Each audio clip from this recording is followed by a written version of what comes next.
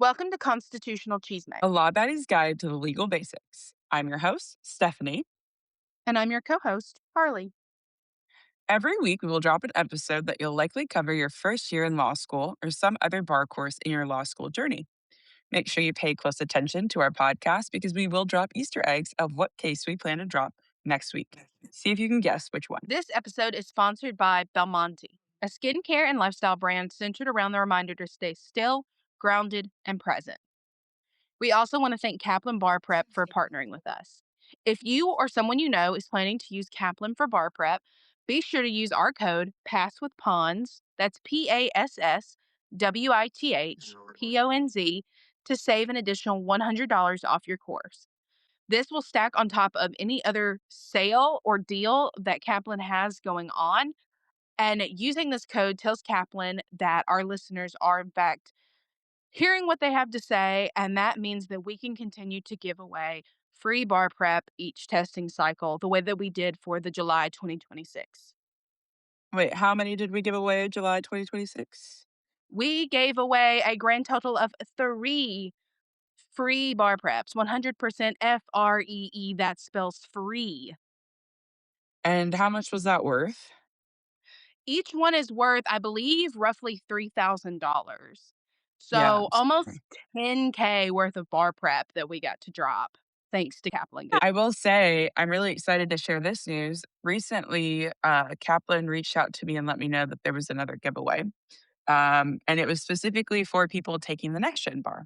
So I made a quick little TikTok video. It wasn't anything to do with Legally Ponzaneli. This was just a different drop that they were doing that people had to apply for the scholarship in order to get. And one of my followers actually applied and won the scholarship. So be on the Oh lookout for my stuff like God, that. Yeah. that's Yeah. awesome. Yeah. And I don't know if I told you this, but like each of the people, at least I heard from Kiev, she got her own tutor as well as part of the program. Like through the bar prep that she won through us? Hmm. It was free as well. Stop. Big Yeah. shout out to Kaplan. Kaplan. They have been really, really awesome. This partnership with them has been great so far. Yeah. And so if you want to see us continue to do that, please pass on the code if you or someone you love is taking the bar in the next cycle or even taking it this cycle and still trying to decide what bar prep to use. It saves you $100 and it helps support the show. Perfect. So what case are we doing today? So today we are going to be looking at the case of Leonard versus PepsiCo Incorporated. So this was a case out of the Southern District of New York Hmm. that was handed down in the year 2000. So backing up a few years, let's go back to 1996, before either of us were even born. I mean, barely. Barely. So obviously, Pepsi and Coca-Cola are longtime rivals, especially in the American market. I didn't know. Well, I mean, that makes sense, but I didn't know they were like actually beefing. Is that the They same with like ginger ale or something, or is that from the same company? actually I don't know. I know Sprite is owned by Coca-Cola. Dr. Pepper is its own entity. Mhm. I wonder if they're beefing. Actually, fun fact, you know how there's Mhm. like different shaped bottles of Dr. Pepper? Yes. It Yeah. used to be because some of Dr. Pepper's bottles were bottled at a Coke plant, so they used Coke bottles, and some were bottled at Pepsi bottling facilities, so they used Pepsi bottles because they had like independent Smart. contracts with each person depending on who had the larger manufacturer in a given market. Yeah. But I think they terminated their contract with one or both of them, and now they bottle their own stuff. It's also like when you go to like a restaurant and they only have Mhm. Coke or Pepsi products, both places will have Dr. Pepper. That makes a lot of sense. I didn't know that. Yeah, because Dr. Pepper is its own vibe. So Pepsi was obviously trying to compete with Coca-Cola in the mid to late 1990s. Obviously, they're still competing, but it really ramped up in the mid 1990s. And specifically, Pepsi wanted to try to win over the younger audiences. Mhm. So, in order to do that, they started running this ad campaign called the Pepsi Stuff campaign. Mhm. And so you still see a lot of different campaigns like this, where essentially you would accrue Pepsi points the more Pepsi products that you purchased. And then you could redeem those points for things like t shirts and jackets or even other Pepsi products. Mhm. So this is kind of the same as like the Lexus point system. Like the more Uh, you use Lexus, the more you go to the Lexus tables, the more yeah. points you get, the cooler stuff you can get, or the greater value of a gift card that you can get.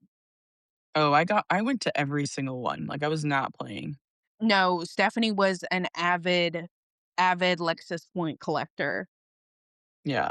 I literally got a free chair from so much Lexus points. Oh I my was so god. excited. Yeah. I was like, "This is awesome." So, as part of the campaign, one of the things that they did was they released a series of TV commercials.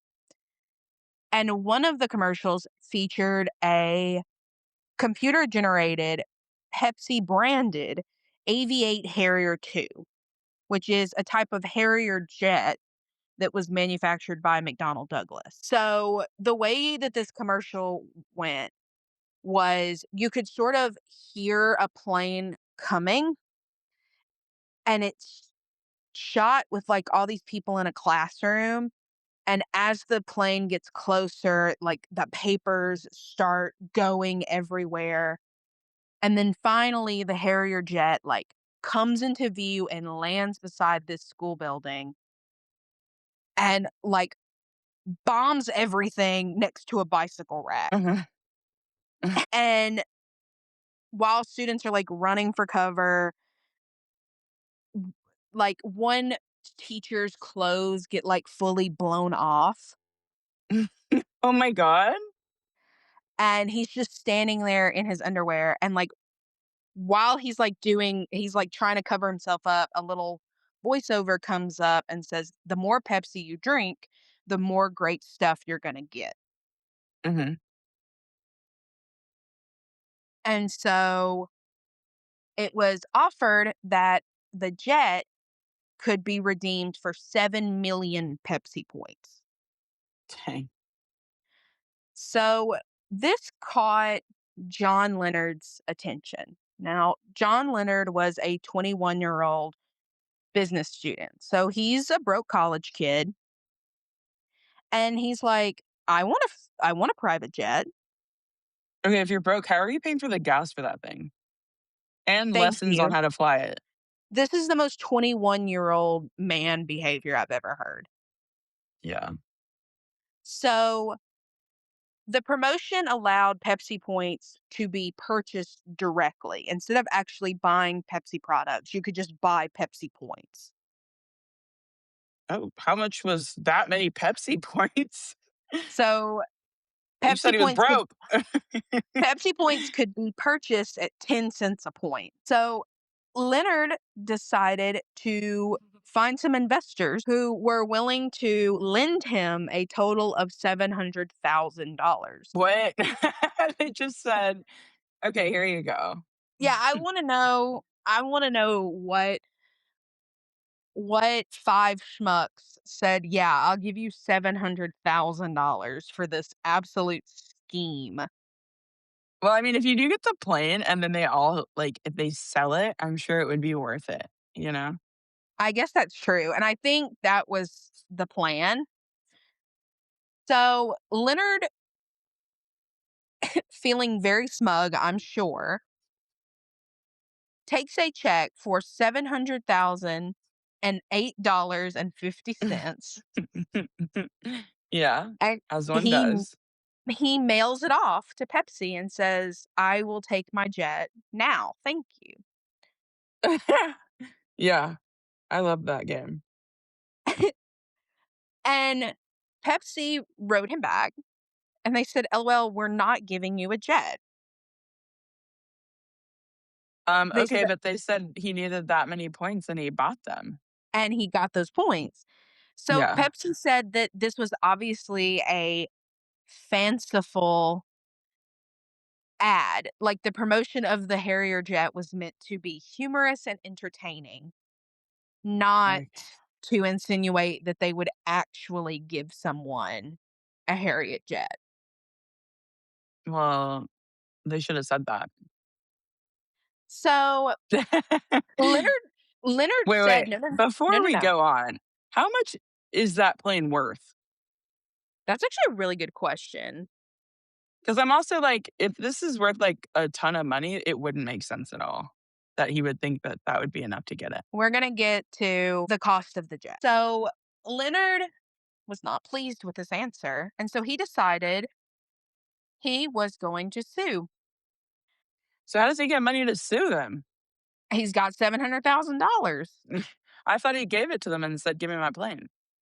He gave it to Pepsi, and Pepsi said no, and they gave him his money back. So we're not giving you a jet, you weirdo. They called him a weirdo. Like they didn't have to be mean. Yeah, they straight up said that. They said, "You're not getting a jet, weirdo." Oh my god. LOLOL, loser. So Leonard brought claims of breach of contract and fraud. And he originally filed suit in Florida, Uh-huh. but eventually this got moved to New York. And like I said, this was a case from the Southern District of New York. Mhm. Leonard basically made a claim that this needed to go to a jury, Mm. specifically a jury consisting of members of the quote unquote Pepsi generation to whom the advertisement would allegedly constitute an offer. So Oh. essentially, the argument that Leonard is trying to make here is that Uh-huh. the advertisement that Pepsi put out was essentially an offer, which he had then accepted by sending them the check for $700,000. So, kind of harkening back to the Carlisle case Mhm. from last week, he said, "No, no, no, no. You put out an advertisement that said, if you do X, if you buy our product and you buy enough of our product, we will give you a jet." Okay. And in Like, the last case, they did have to fulfill what they said they would. So yes, I'm curious. that did Okay. constitute an offer. That was more than a quote unquote mere puffery. Yeah. However, Judge Kimba Wood did not see it the same as the Carlisle case. Though Uh-oh. the Carlisle case is cited in this opinion. Oh, really? Yes, specifically the phrase mere puffery. So, one of the reasons that Judge Wood rejected Leonard's claim was that no reasonable person would have actually seriously believed that a company intended to convey a jet worth roughly $37.4 million for $700,000. 37,000,000? $37 million. And she said that that was, in fact, mere puffery. She also found that the advertisement featuring the jet did not constitute an offer. And finally, because the value of the alleged contract was so high, it fell under the provisions of the statute of fraud. Now, the statute of frauds basically says that certain contracts for, Mm. and I don't know what acronym you learned that stuck with you, Stephanie, but the acronym that always stuck with me was my My legs. legs. Yeah. Yeah. I was like, "Wait, let me see if it's the same one." So it's marriage, contracts involving marriage, contracts Mhm. involving services to be performed over a year or more, Mhm. contracts having to do with the sale of land. Yes. What is E? Executors. What does that mean? Contracts involving executors. So writing Oh, down who wills. is going to execute your will. Mhm, Um, mhm. what is G? Contracts for the sale of goods at 500 or No, more. that's S. Sale of goods totaling $500 or more. I think our MyLegs acronym is different. Marriage, year, Year, land, land, executor, executor, goods, and surety ship. guarantor. Oh, I have goods and then surety ship. Okay, it's the same thing. It's just those two things reversed. Yeah. Okay. Well, if you prefer my method, let us know. So, but essentially, all you need to know is that contracts for marriage, something that needs to be done over the course of a year, transfer of interest in land, executor of a will to pay a debt, where a party becomes a surety or acts as a guarantor, and contracts for the sale of goods totaling $500 or more. All of those things need to be written down. They cannot be oral contracts. So which one of those would this be under? That would be considered a sale of goods totaling more than Okay. $500. I mean, is it a sale if you get it for free, technically? But it's not because he was trying to send a check for $700,000, Oh, you're right, you're right. Yeah, that which makes essentially sense. just made it a purchase. And because it was such a high value, the judge said even if a reasonable person believed that they could have bought this jet for that amount of money, they would have had to have it in writing. And then some quotes from Judge Woods's opinion noted that the commercial was evidently done in jest and that, quote, the notion of traveling to school in a Harrier jet is an exaggerated adolescent fantasy. Okay, well, he didn't have to be mean. And well, she got a little meaner because she also said the Oh, callow no. youth featured in the commercial is a highly improbable pilot, one who could barely be trusted with the keys to his parents' car, much less the prized aircraft of the United States Marine Corps. Okay, we get it. He shouldn't have done that. You shouldn't have believed that. I will say I was looking up while we were on this, um, like, what else you could get with points. Because I was like, "Okay, besides the jet that you actually can't even get, what were some other, like, reasonable things that you could have gotten?" And so do you want me to tell you what I found? Yes. Okay, so if you had 75 or 80 points, you could get a t-shirt, or if you wanted sunglasses, it would be 125 to 175 points. And if you wanted a leather jacket with a cool, like, everything has Pepsi on it, mind Of you. course. So a I've always leather wanted a jacket. Pepsi branded leather jacket. Well, for just a few 1,200 points or 1,450, depending on, I guess, style, you could have your very own. Now, mind you, 1,450 points would essentially be $140 for that jacket because it's roughly 10 cents a point. So you could buy the points for 10 cents. So whatever it is, just knock off a zero and you have how much it would cost in Oh, real that's money. smart. Basic math, I'm always like, "Whoa, that was crazy." No, How'd because you know that? you know I can't do math. Like me getting the math incredibly wrong on The that last land case that podcast. we did. Yeah.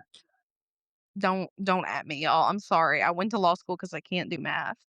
It was funny because I was trying to be like, "What?" And you were just like, you doubled down. I was like, "Okay. Live your life, queen." This is your attorney. Your attorney literally cannot do math. Boy.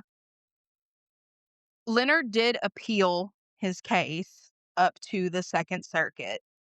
Okay. So it went from the Southern District of New York up to the Second Circuit. And the Second Circuit said in a per curiam opinion, which basically means it doesn't have a particular judge signed to it. Mhm, It's rather just ascribed to the entire court or panel because the term mhm, per curiam is Latin for by the court. It basically is just the court's way of saying none of us wrote this, we all agree. mhm. And so Per curiam, they said, "No, Judge Woods was right. You're not getting that jet. Don't ask again." So, Pepsi continued to air the commercial, Yeah. but it Did they edit it? updated. Oh, go ahead. They Uh-huh. did edit it. They changed the cost of the Harrier Jet to 700 million Pepsi points, and then Did he also try to buy it added again? they also added a "just kidding" disclaimer at the end of the commercial. Oh, thank God.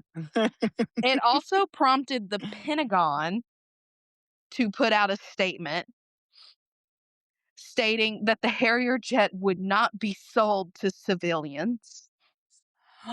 No. That's so funny. I wonder if they got phone calls for that, actually. I don't know, but I think that's so funny. And if Yeah. you wanna, like, just watch some more about this case, like, Uh-huh. some of the more, like, nitty-gritty details outside of, I guess, the legal side of it, Mhm. Netflix does have a docuseries about this case. Ooh, okay. It I'll have to watch came that. out right before we started law school, actually, and it's called Pepsi Where's My Jet? That is perfect, actually. What a good name for that. What a good Whatever name happened to for the that. guy? I don't know where Leonard is now.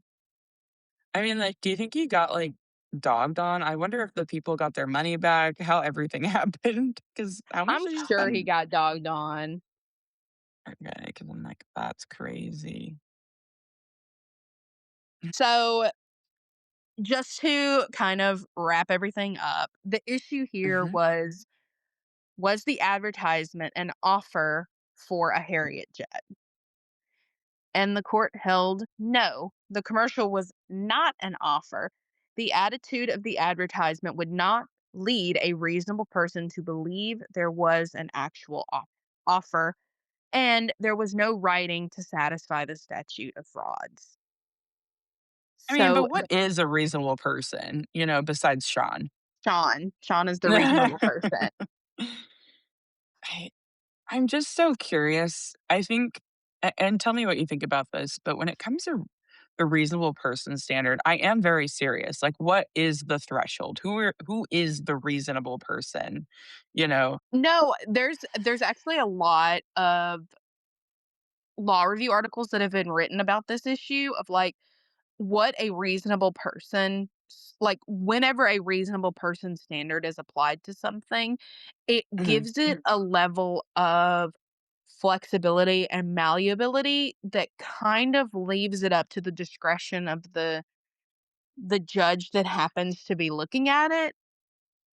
mhm. And so a lot of people have pushed back on the idea of a reasonable person standard. And I guess for anyone listening who is in law school right now, if there is something that has a reasonable person standard to it, don't get too bogged down in an exam trying to figure out like what a reasonable person do in this case. As long as you articulate, like for instance, the rule here, the articulable rule here is an advertisement which a reasonable person would not take seriously and refers to other material is not an offer.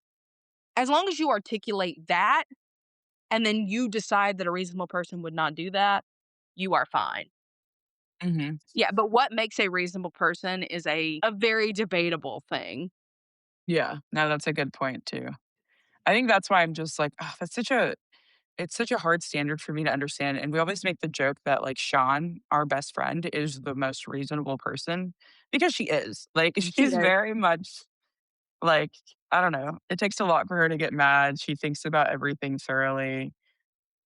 So whenever we would do a test and there was a reasonable person standard, it was always what would Sean do Yeah. in this situation, and that's how we would decide whether or not a reasonable person would do that thing. Remember we were playing a game and it was like it was one of those games where you had to guess if you wrote that card. Um, and it was like, what nickname would you give Sean? And all of us put reasonable something. And Sean put Shania Lasagna. We're like, "That was you. That was Yeah, you." Sean so anyway, Sean wrote that one. She lost. We all knew that. Well, I think that was a good case. I liked hearing about it, and It's definitely an interesting case. I think it was one of my favorite cases. We actually did read this one in contracts. oh, I think I forgot about it. Or I Um, didn't read it, either one. either way. But it was one of my favorites that we did in contracts because Professor Foster had a lot of fun with this one because She's I so remember she funny. got real worked up about this guy thinking he was gonna get a $37 million jet for less than $1 million. I mean, I respect the hustle, you I know? respect it. You know what? He went out and found 5 suckers willing to give him a Yeah, grand total of $700,000. yeah. John Game Leonard respects deserved game. his yeah, game recognizes game. Let me look up where he is now because 'cause I'm so curious. It might not have been reasonable, but it was real as hell. He should still be alive, right? He was 21 in '96. So he's 20 years older than us. He's in his 50s and works at as a national park ranger. John, I love that for Aw, you. it has one of the investors, his name is Todd.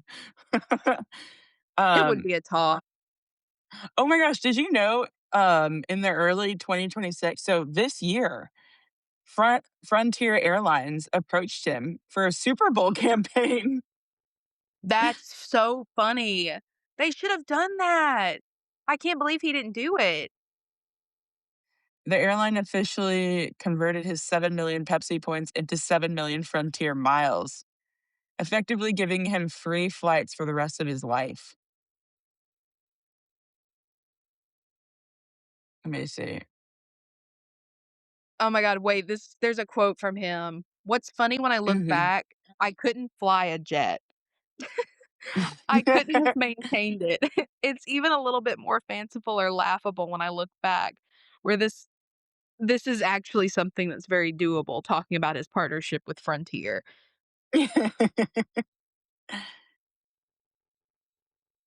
Oh my That's so gosh, I funny. can't believe this year he got free flights. Did you see the photo? He No, got to meet wait. with the Frontier Airlines chief commercial officer, I see a him. and he fully gets free flights and his family for the rest of his life. Oh my gosh, it has the logo from the Netflix documentary. Pepsi, where's my jet? That is so funny. That's so smart of Frontier, though.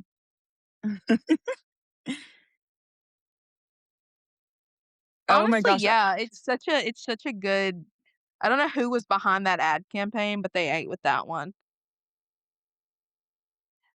when did that oh, you said that Pepsi thing came out when we started law school? Because I was like, was it just really popular in that moment? Or I wonder if they watched the documentary and was like, "Bro, we need that man." I'm not sure. The documentary came out in late 2022. Yeah. Mm. Oh my gosh, that's so funny. So one of the guys that helped him I'm looking up a little bit more information. So one of the guys that backed him up with some money said that, he never regretted giving him the money for this. My god. See, I don't like, how much money do you have to where that just doesn't bother you? This is my, pitch right now. Todd Hoffman for Todd. Frontier Todd, listen, if you are looking to invest in the podcast. If you are also looking for something else to not really get your money back, pay off my student loans. Like, I'm asking for a small loan of $1 million. and I won't even make us lose court fee money, like, I won't even take us there. Like, I got you. I won't Friend appeal it all the way to the Second Circuit. I will no. simply buy the jet outright. No, no, no. I will simply pay off my student loans and send you a thank you card. Um, and Frontier Airlines, I would also love to fly anywhere for free. If So you're offering. if you're offering, if you want us to film an episode on a flight, let us know. Like, show us how good your Wi-Fi is, you know? Yeah, we will film from however many thousand feet in the air. How cool would that be if we could film, like, and then I could interview people that went to law school or lawyers on the flights? That would be really Um, neat, actually. I'm manifesting that one day we'll be doing something like that. Me too. I would love a private jet, but, like, I will take Frontier Airlines. Like, I'm okay with that. I will I was gonna So, say I'd even do Spirit, but they're gone, RIP. bro. RIP to a legend. Gone but never forgotten. Gone but never forgotten. Stop, that's so funny. Um, well, that was a great case. This is hilarious. I think I need to watch this documentary. My mom told me about it. She was like, "Y'all should do the Pepsi case," and I was like, "What?" Bradley's been Um, asking me when we're gonna do the Pepsi case since we started this podcast. oh, really? That's hilarious. It was his Well, favorite case in law school, like, when I was because I would tell him about cases I thought were kinda interesting, or mhm, if, like, a case was particularly challenging and I needed to talk it out, mhm. and this was one of his favorites, the Pepsi case.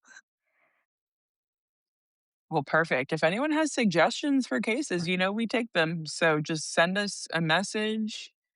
Um, if you wanna reach out to Frontier Airlines for us or Todd Hoffman, like, please do. Yeah, reach out to Todd personally. Yeah. We're on a first name basis with him. You know, I feel like I'm unhinged enough to go up to him and fully shake his hand and be like, "Let me tell you, you "Hey, should invest in this." can I also have $700,000, please?" I'm asking for a fraction, you know, like nothing major. I will take 70K and say thank you. Yeah. No, no, well, I want 100K, but Oh I my mean, god. honestly, I would still take 70, like, I don't care, Girl, at this but point, what if a he handed deal. me $70, I would say thank you. I don't know, I feel like I would be like, "Girl, you gave more for this pipe dream, please." Please hand over the money. Oh, I do wanna give a little update. So, last week, we told you guys about an Amazon wish list we made for one of our, classmates that has 3 children, and their birthdays are this month, and unfortunately, he got laid off, so he was having a hard time getting gifts together. So I wanted to kinda give y'all an update on what that was looking like. So his daughter's birthday is actually not until the 7th of June. I'm gonna leave this up, I think for the month of June, this wish list. So if you need to wait to purchase something for it later on in the month, that's totally fine. As of right now, we have one gift for the little boy, which was from yours truly. And so that's all he's gotten. And then Lily did get 2 birthday gifts. So I'm very, Stop. very excited. Yeah, I'm really excited. Those were not for me. I don't know who they were from. So And thank if you're you. listening, thank you. That was amazing and very, very kind of you.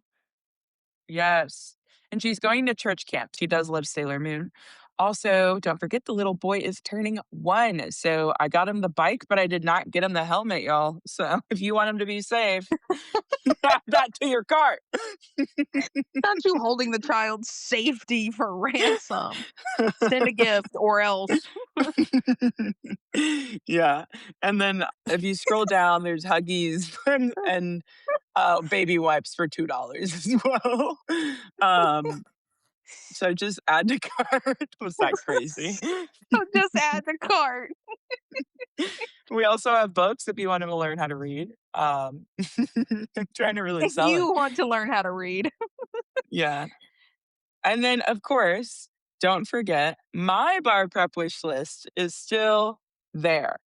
I put this gorgeous hallway runner rug that I really want. I think it would look incredible.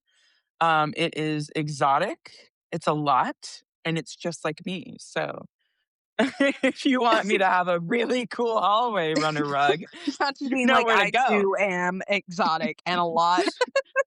Yeah. So you guys know where to go. So that's it for today's episode. Thanks for spending your time with us. Again, a special thank you to our sponsor, Belmonte.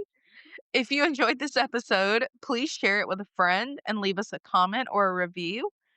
You can follow along on TikTok at Legally Ponzanelli or legally.ponzanelli. One is just Stephanie, and the one with the dot is for the podcast. You can also follow us on Instagram at Legally Ponzanelli Podcast. If you have any comments, questions, guest suggestions, or any case suggestions, or you just want to share your law school or bar exam journey, you can email us at legallyponzanelli@gmail.com. Stephanie and I both have access to that email, so we'll both be able to see anything that you send us. So, thank you again for listening, and we'll see you next time. Bye. Bye.